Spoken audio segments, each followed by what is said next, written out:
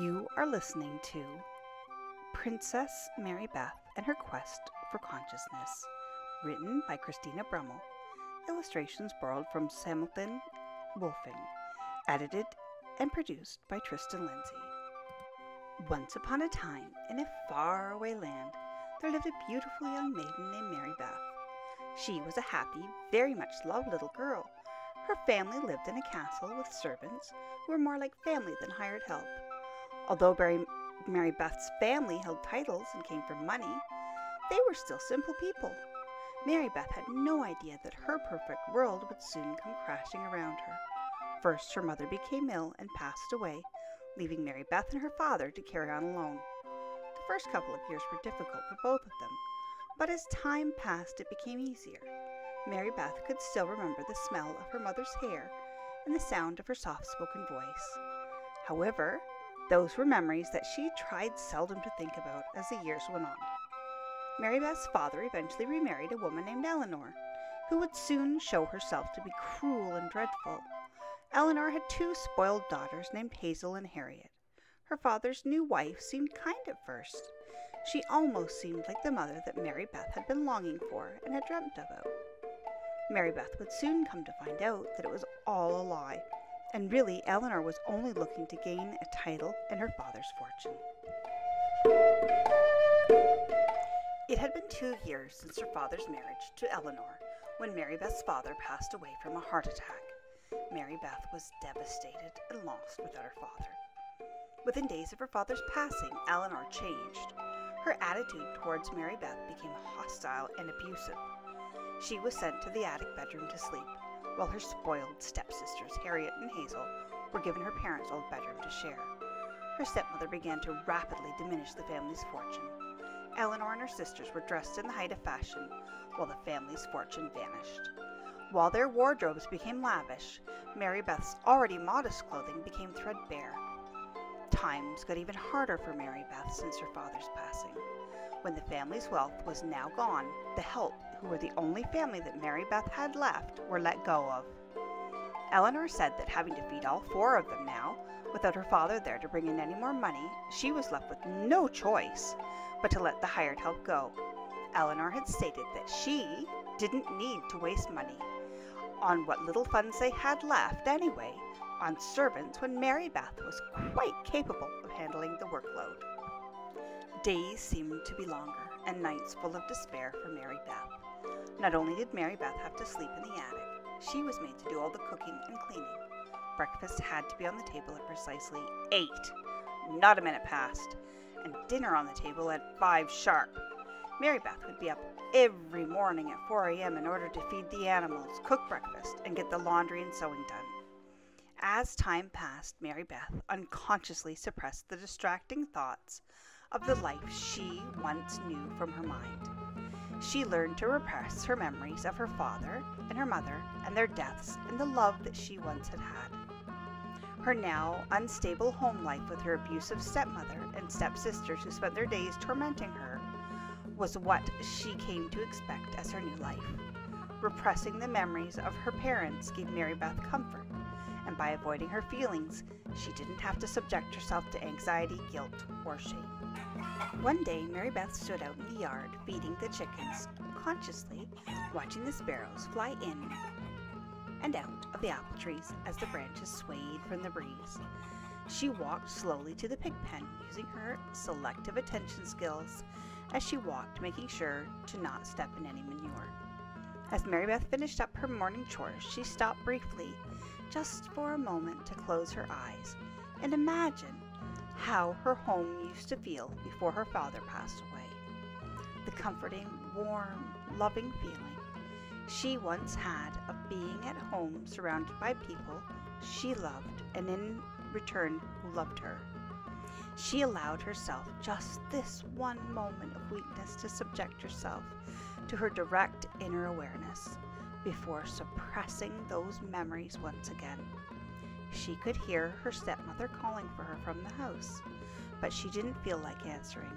She decided to go for a walk instead, just to get away from everything and everyone. Mary Beth walked, enjoying the breeze, the smell of nature around her, and the quiet. Her sensory awareness of her surroundings allowed her to be conscious of the gentle sound of the leaves blowing on the trees and see the beauty all around her. The sun was so warm that she decided to sit under a big oak tree to enjoy some shade. Her eyes began to feel heavy, and she must have dozed off because she awoke to the sound of a man's voice. He was standing above her, asking if she were in need of his help. Mary Beth opened her eyes, quite startled by the stranger. Once her vision had come into focus and her heart stopped beating so rapidly, she answered, letting him know that she was perfectly fine. She explained to the stranger that she had been hot and had only meant to sit for a brief moment under the tree for some shade. For some reason, the stranger decided to stay, not just to stay, but to sit down across from her. Company was not something that she welcomed right now, most especially not the company of a perfect stranger. Once again, the stranger asked if she was well. She could feel her posture stiffening as she told the stranger once again that she was quite well, thank you.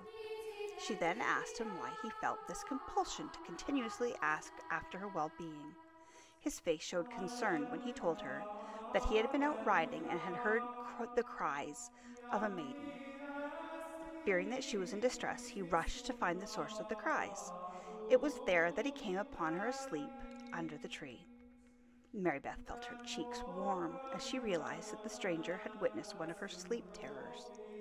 These types of dreams for Mary Beth were quite routine since her parents' death, and the nightmare of a life she now endured daily with her stepmother and sisters. Sometimes her sleep terrors would cause her to sleep talk. Not always, but sometimes. The look of concern on the stranger's face caused Mary Beth to decide that she needn't waste any more of her time on feeling ashamed. Mary Beth came to learn that the stranger's name was Prince James. He had left his home to gain some perspective and quiet. As the afternoon went on, Mary Beth found herself becoming quite smitten with Prince James. She came to discover him to be quite an intriguing man. Although Mary Beth knew nothing could come of this affair, for she was a maiden and he was a prince, she still felt herself imagining a life with him. A life without her stepmother and stepsisters. A life without endless chores and slavery. The sun was beginning to set in the sky, and Mary Beth knew she had stayed out longer than she should have. She excused herself, explaining that she had lost track of the time, and unfortunately it was time she headed back home. Prince James would not hear of a young maiden walking alone. He insisted upon taking her home. When they reached the house, James said his goodbyes and kissed her ever so slightly on her forehead like a true gentleman.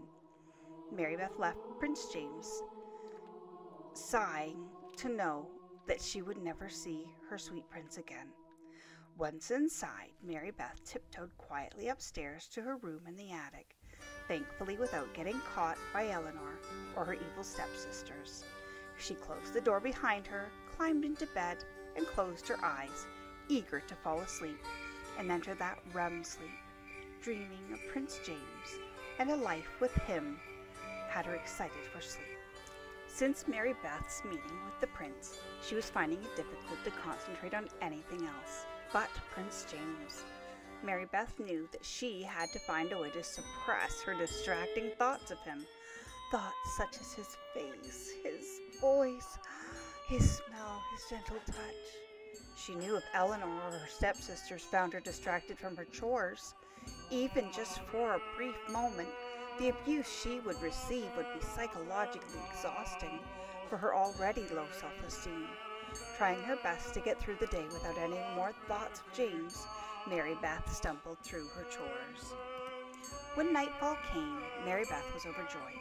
She could climb her exhausted body and mind into bed where she could lose herself in her thoughts and memories of Prince James.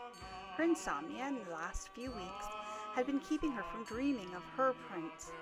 She had high hopes that tonight she would be able to rest her tired body. Mary Beth looked over at her nightstand and noticed a cup of milk. She picked up the cup, feeling its soothing warmth in her hand. The only person in the house who could have left her the milk was her stepmother Eleanor, because she was the only other person besides her parents who knew she loved a cup of warm milk before bed. It had always calmed her and soothed her busy mind. Slowly, she sipped the cup of milk until it was empty. It was only moments after Mary Beth finished the milk that she began to feel strange. Her body felt heavy, and even as hard as she tried to fight to keep her eyes open, it was no use. Her heavy eyelids closed. Through the fog that was now her mind, Mary Beth heard voices just outside her door. She recognized only one of those voices. It was her stepmother Eleanor's voice, but the other voice was unfamiliar to her. Something tiny and furry caught her attention.